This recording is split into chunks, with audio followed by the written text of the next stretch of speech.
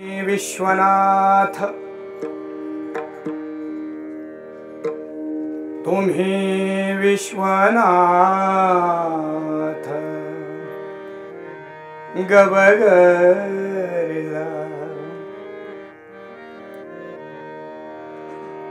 दिन रंग में अनाथ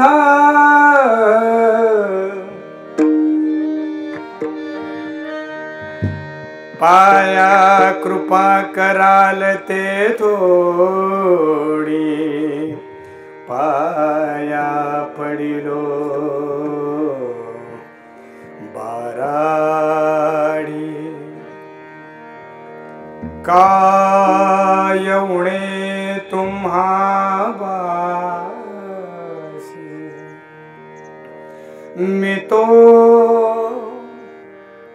मी तो अल्पची संतोषी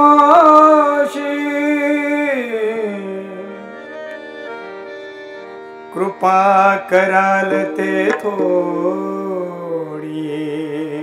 पाया पडिलो बाराडी तुका म्हणे देवा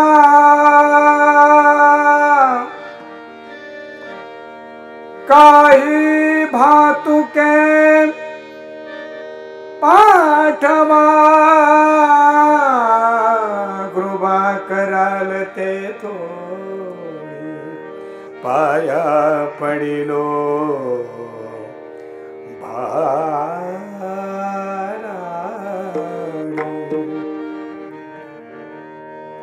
नागेन्द्रहाराय त्रिलोचनाय भस्मांगरागाय महेश्वराय नित्याय शुद्धाय दिगंबराय तस्मै नकाराय नमः शिवाय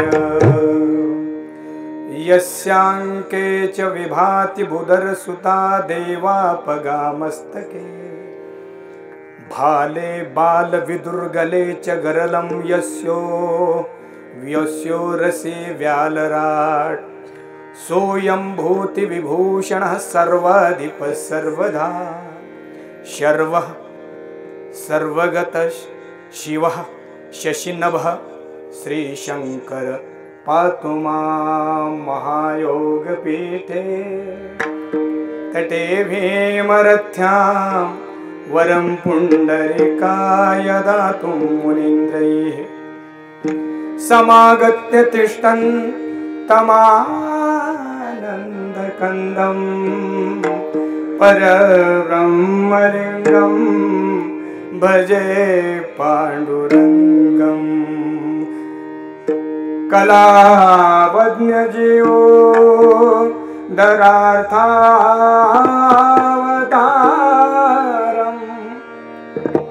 कलङ्काङ्कतेजो दिगामोदिवक्त्रम् कलानिशवादापनोदारदीक्षम् समाधिस्थमूर्तिं भजे ज्ञानदेवम् ॐ नमो ज्ञानेश्वराय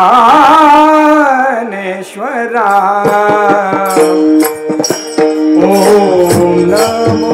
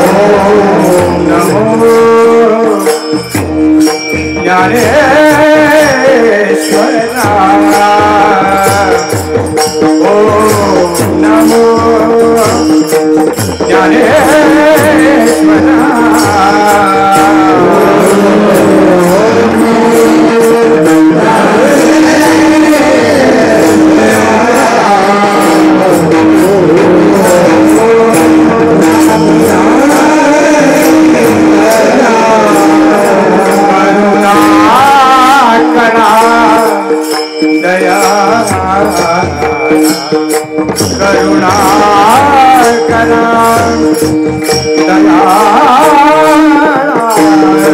तुम सानो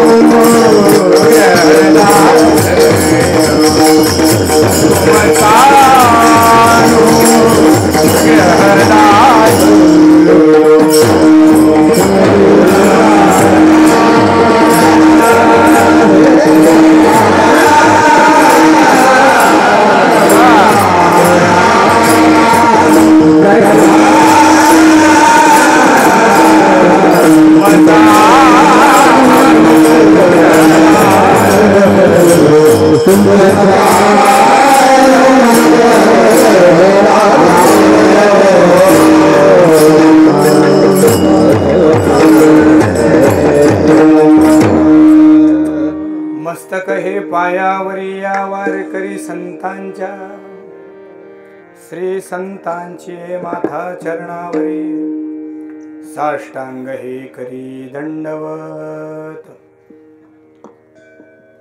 तुम्ही विश्वनाथ दीन रंक मी अनाथ तुम्ही विश्वनाथ दीन रंक मी अनाथ कृपा कराल ते थोडी पाया पडिलो बराडी प्रस्तुत प्राप्त चिंतन रूपी सेवेसाठी आपल्या समोर जो अभंग वाचून दाखवला अथवा या गुणीजनांनी अगदी गौड मल्हार छायानट आणि मला असं वाटतं की इकडून बिलावल अंगाने इकडूनही काही सचिन या अनेक रागांचं अंग घेऊन गाऊन दाखवलेला छायानट रागामध्ये गाऊन दाखवलेला हा अभंग पुरुषार्थ दिनवत्सल सच्चिद आनंद स्वरूप सर्व हृदयस्थ विश्वसंत श्री जगद्गुरु तुकाराम महाराज यांचा असून या अभंगाच्या माध्यमातून विश्वनाथ भगवंताकडे जगद्गुरु तुकोबराया प्रेमाच्या भातुक्याची मागणी करतात विढाला विढाला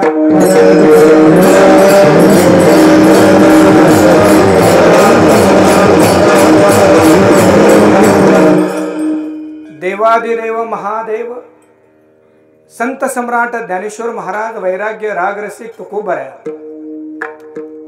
शांती ब्रह्म एकनाथ महाराज विश्वातील सकल संतांची मांदियाळी वारकरी संप्रदायाचा आराध्य दैवत रुक्मिणी प्राण संजीवन भक्त वांछा कल्पतरू करुणा सिंधू कृपा सिंधू दीनबंधू करुणा वरुणालय सच्चिदानंद घन रुक्मिणी प्राण संजीवन पांडुरंग परमात्मा यांच्या असीम अपार अहेतुके दयेमुळे करुणेमुळे या पवित्र अशा कार्तिक मासामध्ये सोमवारच्या शुभ दिवसामध्ये भगवान कपिलेश्वरांच्या सानिध्यामध्ये येऊन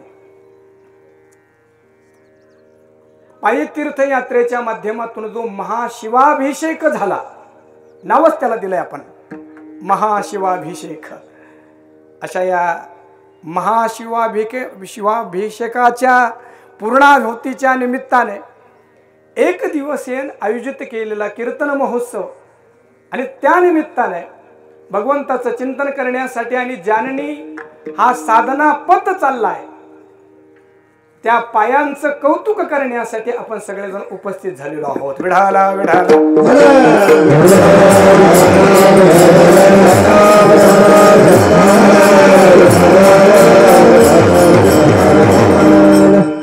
आमचे भगवान अण्णा काय आडनाव विसरतोय मी चव्हाण मला वाटतं की नुसतं भगवान अण्णा म्हणून जमणार नाही परमभक्त नवे नुसतं परमभक्त म्हणून जमणार नाही परम शिवभक्त आमचे भगवान अण्णा चव्हाण यांनी 5 महिन्यामध्ये संपूर्ण भारतातील 12 ज्योतिर्लिंग आणि 4 धाम यात्रा पूर्ण केली आहे आणि मला असं वाटतं की संपूर्ण तीर्थयात्रा करून आल्यानंतरही त्यांना आठवण झाली आपल्या मातृभूमीची ही भारतीय संस्कृती आहे जगामध्ये तुम्ही कुठेही जा परंतु कुठेही गेल्यानंतर आपल्या आईची आणि आपल्या मातेची आठवण होते किंबहुना हे संस्कार श्री रामचंद्र प्रभूंनी आपल्याला दिले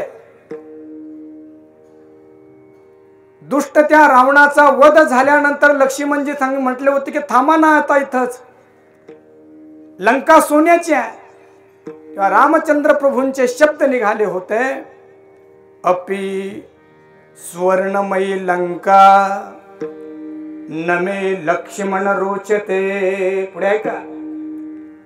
पुढचं तेवढं फक्त आपण घेतो, पण मागा असा आहे, जननी जन्मभूमिश्च स्वर्गादपि गरीयसी. लक्ष्मणा, अरे ही सोन्याची लंका जरी असली तरी तुम्हाला जर विचारशील तर अयोध्येपासून निघून मी इथपर्यंत आलो. 14 वर्षापर्यंत मी माझ्या छातीला लावून ठेवली होती माझ्या गावाची माती, माझ्या अयोध्येची माती आणि कौशल्या मातेचं स्मरण.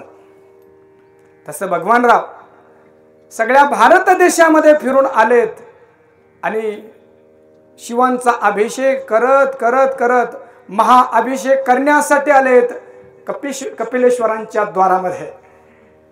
आणि अशा या अभिषेकाच्या निमित्ताने आपण सर्वजण या ठिकाणी समुपस्थित झालेलो आहोत.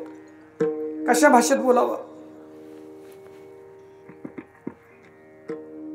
भगवंताच्या संकल्पाने भगवान रावांच्या हृदयामध्ये तीर्थयात्रा करण्याची प्रेरणा निर्माण झाली. भगवान रावांच्या हृदयामध्ये भगवंताने राहून संपूर्ण यात्रा पूर्ण करून घेतली आणि आज भगवानाचा सोहळा करतोय, तो म्हणजे हा सोहळा आहे. खरं तर महाराज आपण चालीमध्ये सगळं सांगून टाकलं. मला वाटत होतं की थांबूच नाही, परंतु कीर्तन असल्यामुळे थांबावं लागलं थोडंसं. त्यामुळे आता या अभंगाचा अर्थ काय आहे तो आपण सांगूनच टाकला. आणि शिवजी डमरूच वाजवतात, तो मृदंग असे आपण वाजवले सुंदर चक्रधार, की त्या चक्रधारामध्ये आम्ही गोल गोल भिंगत होतो असं सुंदर असं. परंतु आता थोडंसं बोलायचं आहे. मला असं वाटतं की मुख्य कीर्तन झालंय, आता मी शेवटची चाल गायल्या प्रकारे कीर्तन करतो. छान झालं, एकदम सुंदर. या जगामध्ये माणसं जन्माला आले की 2 सोहळे करतात, किंबहुना ते 2 सोहळे सगळ्यांना करावेच लागतात. बरं, कोणता सोहळा आहे? पहिला, देहाची गावालिया. खूप छान माईक सिस्टीम लागली, गाताना थोडासा फक्त विकू द्या. आपल्याला खूप चांगलं लक्ष येते, तर फक्त मला हे लागतंय म्हणून. हा, देहाची गावालिया. आता सकाळचे जेवढे राग आठवत असेल तुम्हाला तेवढे सगळे डोक्यात घ्या. दुपार झाले की दुपारचे डोक्यात घ्या, म्हणजे तसं चालेल सगळं. देहाची गावा आलिया, जन्म मृत्यूची या सोहळिया, ना म्हणून धनंजया जिया परी. या देहरूपी गावाला तुम्ही आलात ना, 2 सोहळे करावे लागतात. पहिला सोहळा कोणता? Happy birthday to you, happy birthday to you असं करता सगळेच. पण मला त्याचंही गाणं येतं बरं संस्कृत मधलं, परंतु वेळ संपलाय माझा, म्हणजे आता पुढच्या या चिंतनाचा. आणि एक सोहळा आहे शेवटच्या दिवसाचा. कोणता सोहळा? बचपन में बताया गया, अरे बचपन में बताया गया धरा धाम सत्य है.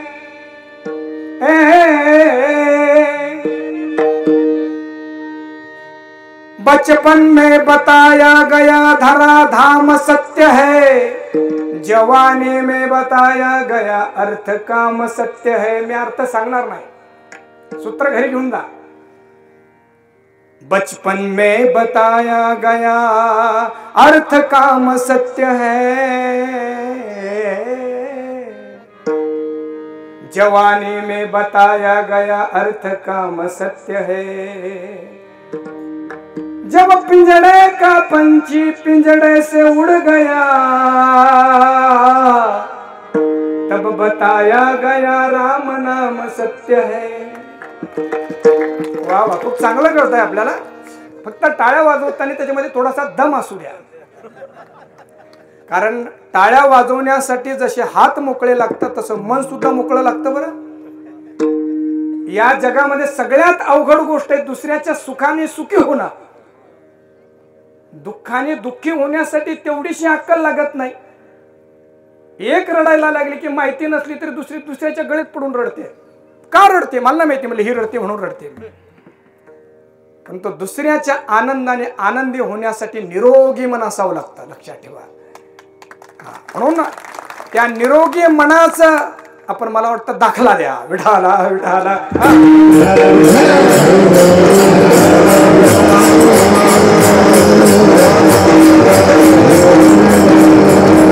जन्म आणि मृत्यूचा सोहळा सगळ्यांना करावाच लागतो. पण अजून एक सोहळा असतो आणि तो असतो भक्तीचा सोहळा. या जगामध्ये जन्म मरणाचा सोहळा सगळेच करतात, पण या सोहळ्याच्या नंतर संसारिक माणसाचा नुसता पोळा. नुसता काय पोळा? पोळा कशाला म्हणतात? जिथं बैल उभे केले तर बैलांच्या मागे बैल उभे राहिलेत, कारण त्या बैलांना स्पर्धा माहिती नाही बिचाऱ्यांना. परंतु स्पर्धा मागच्या बैलांच्या हृदयामध्ये. मी तिकडं नाही लांबचं बोलतोय, मी ज्या भागातून आलोय तिकडं तर बैलांना खूप महत्व आहे. पुणे प्रांतामध्ये किंबहुना बैलांना पळवायला आणून स्वतःची कीर्ती करणारी माणसं आहेत. म्हणून सामान्य जीवनामध्ये पोळा, आणि ज्यांच्यासाठी बैलासारखं काम केलं ते गोड नाही बोलले की मग परत पोळा. कळाला की नाही काय माहिती?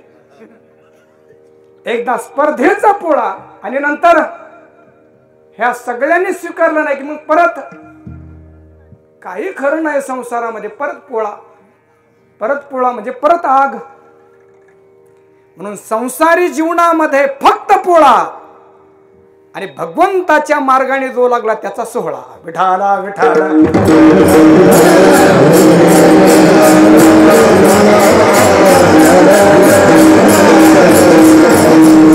म्हणून आमच्या भगवान रावांचा आज भक्तीचा सोहळा होतोय. भगवानांना मला असं वाटतंय 4 धाम आणि 12 ज्योतिर्लिंगाची आपण जी उपासना केली, पायी यात्रा केली, आज ते सगळ्या ज्योतिर्लिंगाचं तेज कपिलेश्वरांच्या ठिकाणी एक झालं असेल आणि ते सगळे ज्योतिर्लिंग इथं येऊन तुमचा सोहळा पाहत असतील. किती गोड आहे.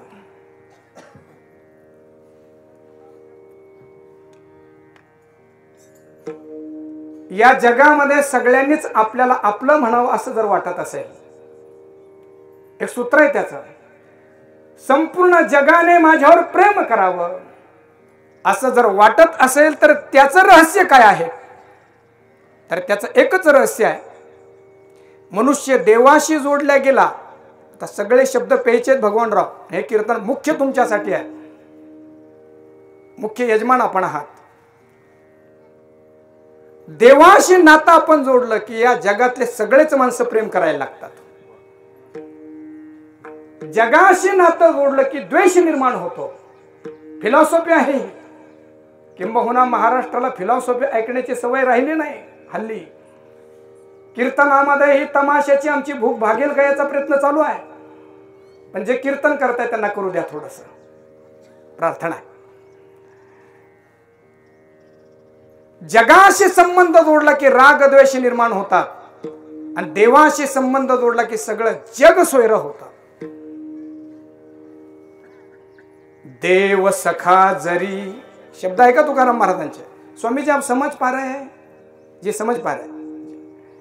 मराठी लोगों के बीच में आप रहते हो और मराठी लोगों का सब कुछ आपने जान लिया है, सिर्फ भाषा ही नहीं मन भी जान लिया है. इसलिए अब मैं कुछ भी मराठी में बोलूं तो आपको पता चल जाएगा उसका. ठीक है. तुकाराम महाराज जी कहते हैं कि देव सखा जरी, अगर भगवान आपका सखा हो जाए जग अवघे कृपा करी. अगर भगवान आपका सखा हो जाए तो पूरा विश्व आपका सखा हो जाता है. कितनी बड़ी बात है, जरा गाऊया.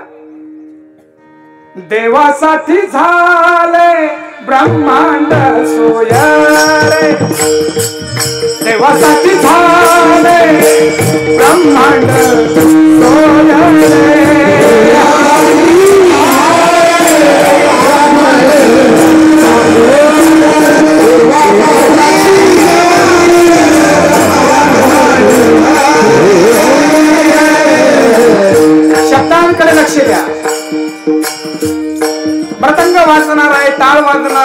म्हणणारे गाणार आहेत, परंतु या सगळ्या झगमगतीमध्ये माझ्या तुकोबरायांचा ना ज्ञानोबरायांचा शब्द थांबायला नको, झाकून नको जायला.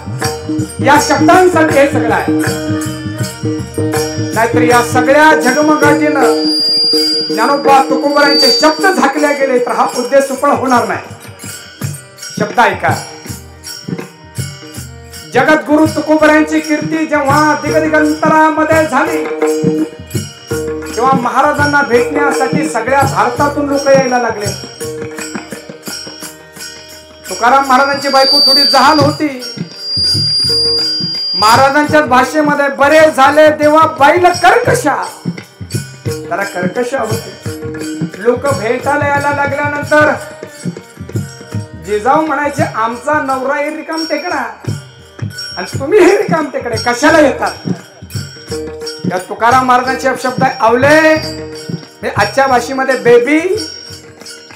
तो बेबी एवढा मोठा झाला की त्याचे केस पांढरे झाले तरी बेबी. माणूस ही बेबी आणि बाई ही बेबी. पण काय शब्द तुकाराम महाराजांचे. अगं आवले, अगं आवले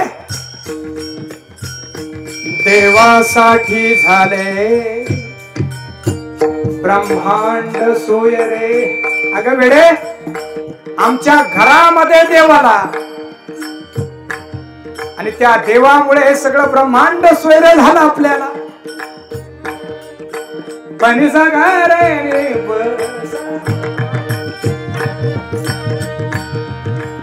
चार भिंती सोडून चालू द्या. व्यापक असे आकाशामध्ये फिरायचं आहे ना, म्हणून राग आता खालचे नाही हंस ध्वनीच लावावं लागेल. मजा आहे हो. कोवळ्या कोवळ्या उतरे, कोवळ्या उतरे काय वेचे कोवळ्या उतरे, कोवळ्या उतरे, कोवळ्या उतरे, कोवळ्या उतरे.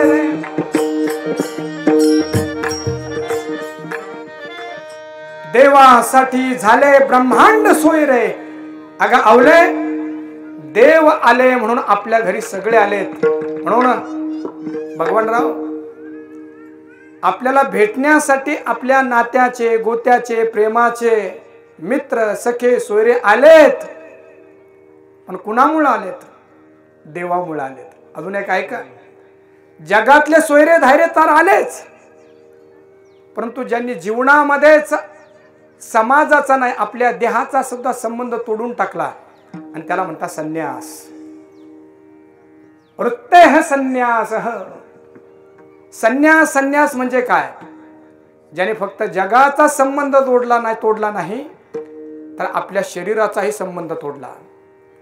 ज्याने जिवंत असताना स्वतःचं श्राद्ध करून टाकलंय, ज्याने शिका आणि सूत्राचा त्याग केला. मी माझी ऐसी आठवण विसरले जयाचे अंतकर्ण, पार्था तो संन्याशी जाण निरंतर.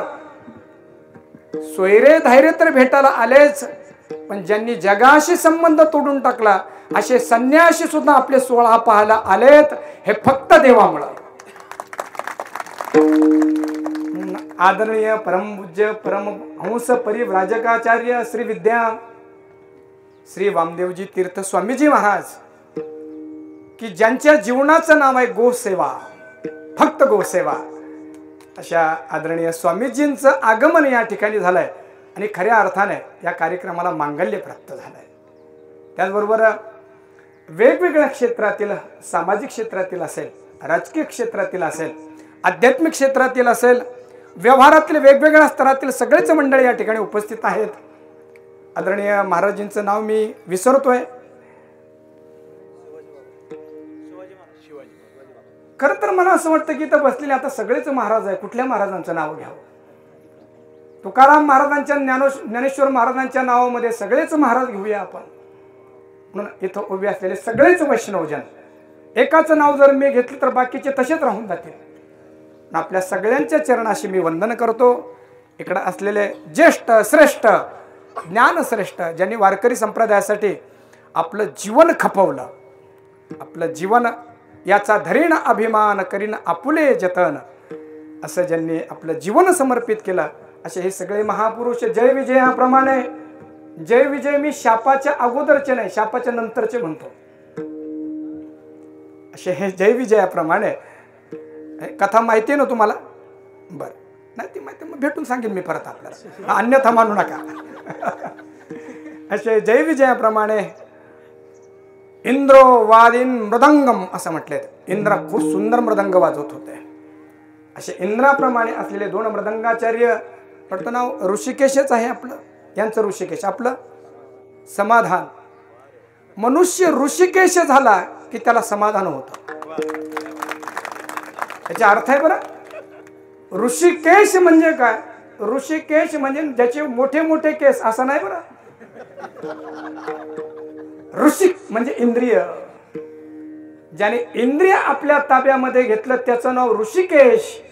आणि असे इंद्रिय ताब्यामध्ये आले की जे मिळतं त्याचं नाव समाधान. विठाला विठाला.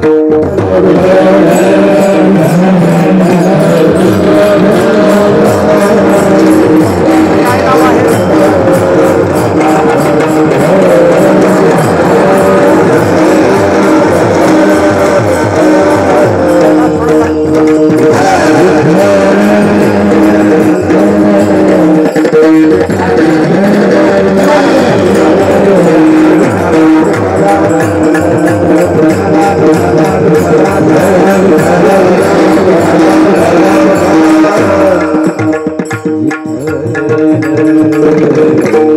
परमहंस परिव्राजकाचार्य प्रातस्मरणीय श्री हरिजी महाराज, हरिशरणजी महाराज यांचे आगमन या ठिकाणी झालेलं आहे.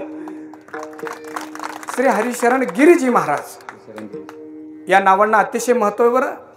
आपल्याकडे नावं फक्त म्हणणाऱ्यांना बरं वाटावं आणि ऐकणाऱ्यांना बरं वाटावं त्यासाठी ठेवले जातात. परंतु संन्यास आश्रमामध्ये नावही जे ठेवल्या जातात त्यांना विशिष्ट अर्थ असतात. आदरणीय महाराजींचे आगमन या ठिकाणी झालंय. त्यांच्याही चरणी मी वंदन करतो. आमचे परमप्रेमास्पद आणि छत्रपती संभाजीनगर चिकलठाणा त्या परिसराचे PSI आणि आमचे बंधू आमचे संजयजी भाऊ खंडागळे, त्यांनी खूप व्यस्ततेतून वेळ काढून थांबलेत ना. कुठे दिसताय का? गेले का? अच्छा अच्छा. ते असे मागच थांबतात, पुढे थांबत नाही जास्त. किंबहुना जे मागं थांबतात तेच पुढचे कामं करून घेतात. जे पुढं पुढं थांबतात ते मागं काहीच उरू देत नाहीत. त्यामुळे एक काम करण्याची शैली आहे खूप सुंदर. असे आपण सगळेच या ठिकाणी उपस्थित झालेला आपल्याला वंदन करतो. खरं तर कीर्तन संपण्याचा वेळ झालाय आणि तेव्हा आपण सुरुवात केली, परंतु उत्सवच त्याला म्हणतात की जे वेळेवर सुरू म्हणजे होतात खरं तर ते, पण वेळेवर संपत नाही त्याचं नाव उत्सव आहे. आपला उलटा आहे, वेळेवर सुरू झालेला नाहीये परंतु वेळेत संपावं अशी अपेक्षा असणार आहे आपल्या सगळ्यांची आणि नक्की करणार आहोत आपण ते. तर सर्वच वैष्णवजनांच्या आणि भगवंताच्या रूपाने नटलेल्या सर्वच स्त्री पुरुषांच्या चरणी वंदन करूया. आणि कार्यक्रमाचं जे टायटल दिलंय महाशिवाभिषेक, त्या महाशिवाभिषेकाचं काय स्वरूप असावं, तो अभिषेक करण्यासाठी रामकृष्ण आदरणीय मला वाटतं बालगिरीजी महाराज की ज्यांचे कीर्तन ऐकत ऐकत आम्ही मोठे झालोत. आदरणीय महाराजींचं आगमन झालंय. खरं तर या सगळ्यांच्याच नावाचं कीर्तन करावं लागेल. इतके सगळे मंडळी या ठिकाणी आलेले आहेत. वंदन करतो आपल्याला हे. आणि या राहिलेल्या नियोजित वेळामध्ये यथामती, मती म्हणजे काय? बुद्धी. यथाशक्ती म्हणजे माझी जेवढी शक्ती आहे. आणि सगळ्यात महत्त्वाचं यथासमय या अभंगाचं चिंतन करण्याचा प्रयत्न आपण करूया. आणि सगळेच मिळून मला असं वाटतं की आजचं कीर्तन काय खूप असं स्क्रिप्टेड ज्याला म्हणतात, एकानंतर एक एकानंतर एक काहीतरी असं बोलत जावं असं मी ठरवलेलं नाहीये. सगळा अभंग आमच्या भगवान रावांच्या तीर्थयात्रेमध्ये लावता येईल का आपल्याला, तो मला प्रयत्न करायचा आहे. आणि भगवान कपिलेश्वरांकडे मी प्रार्थना करतो की शक्ती त्यांनी मला द्यावी. विठाला विठाला.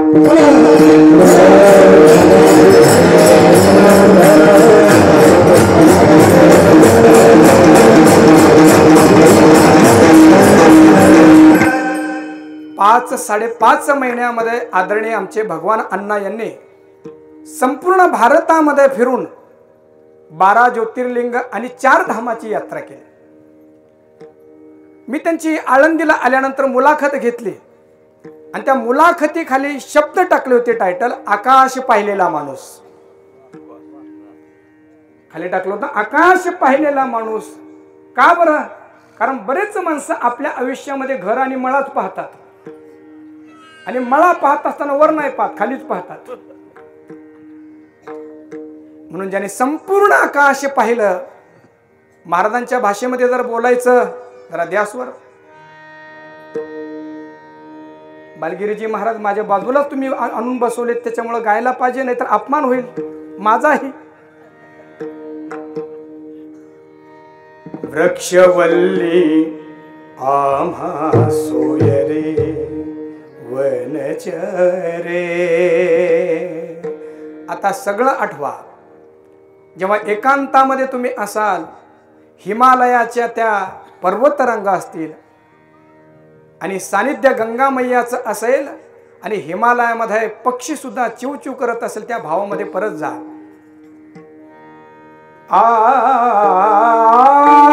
आकाश मंडप पृथ्वी आसन रमे तेथे मन क्रीडा करू. अरे काय हे व्यापक जीवन आहे. आम्हाला दुसऱ्याच्या घरी गेलं तरी झोप येत नाही. अंथरूण बदललं, जागा बदलली, कितीही व्यापकता. आज कीर्तन असं आहे का? 5 महिन्यापर्यंत आमच्या भगवानरावांचं छत जे होतं ते आकाश होतं आणि खालचं आसन सगळी पृथ्वी होती.